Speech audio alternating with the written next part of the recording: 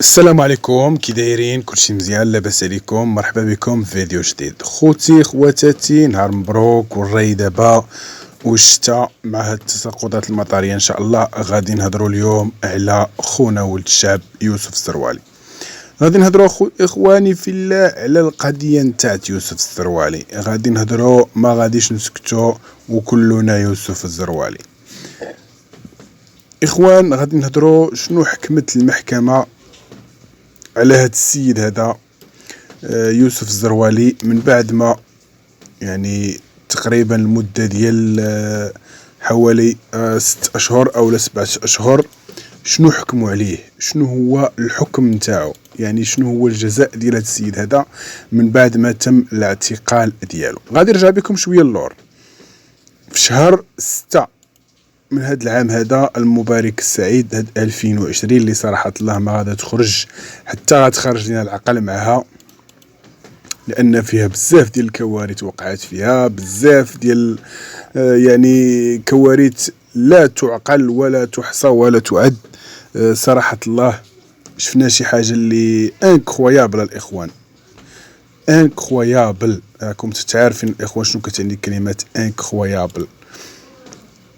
صراحة هاد الشيء اللي كنشوفوه صعيب بزاف. هاد 2020 كان الحكم على يوسف الزروالي صراحة اللي بزاف اليوتيوبرز فرحوا بهذا الحكم.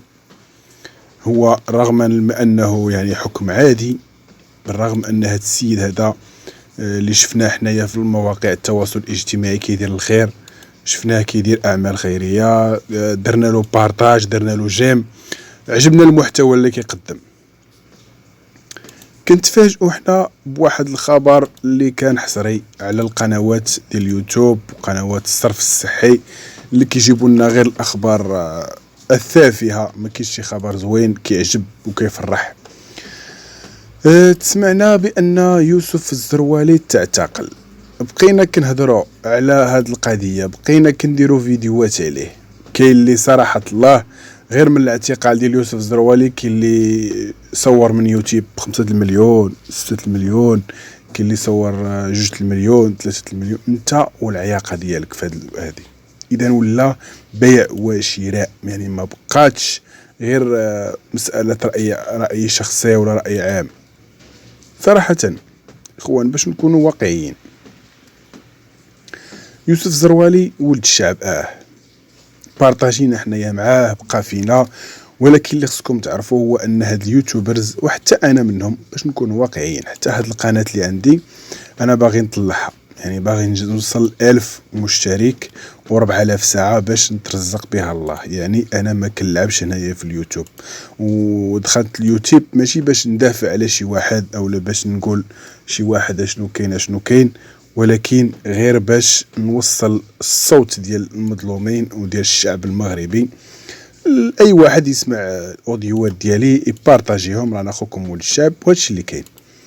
بالنسبه لقضيه يوسف الزروالي، قضيه راي عام صراحه، وبقى فينا الحال لان السيد شفناه في المواقع التواصل الاجتماعي كيدير الخير، شفناه كيدير اعمال خيريه، شفناه مبتسم ضاحك لاعب، ما عمرنا شفنا منه شي حاجه خايبه. باش نكونوا واقعيين، حنا كنقولوا اللي كاين نحسوا به كنقولوه. كنتفاجئوا بالاعتقال نتاعو.